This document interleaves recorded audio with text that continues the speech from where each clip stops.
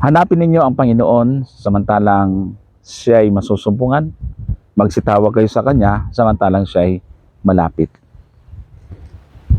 Kaibigan, sinasabi mo ba na wala kang time sa Panginoon? Wala kang time magbasa ng Biblia? Wala kang time pumunta sa mga simbahan? Wala akong panahon upang siya ay paglingkuran.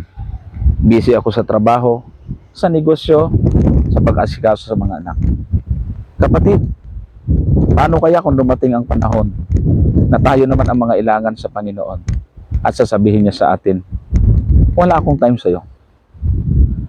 Ang sabi ni Isaias sa kanyang mensahe mula sa Panginoon, Kapitulo 55, talatang 6, inyong hanapin ang Panginoon samantalang siya ay masusumpungan.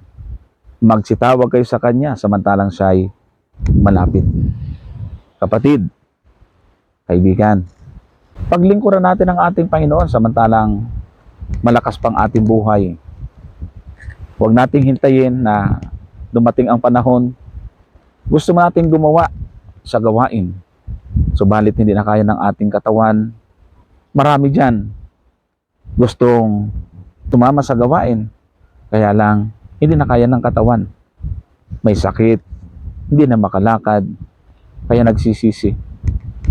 Kapatid, lalo sa mga kabataan, huwag na nating hintayin na mahuli ang lahat. Darating ang panahon, hanapin natin siya masusumpungan. Tatawag tayo sa Kanya, hindi niya na tayo papakinggan. Ngayon ang panahon upang ating samantalahin ang pagkakataon. Huwag nating hintayin na sabihin ng Panginoon sa atin sa panahon na tayo nangangailangan, wala akong time sa iyo.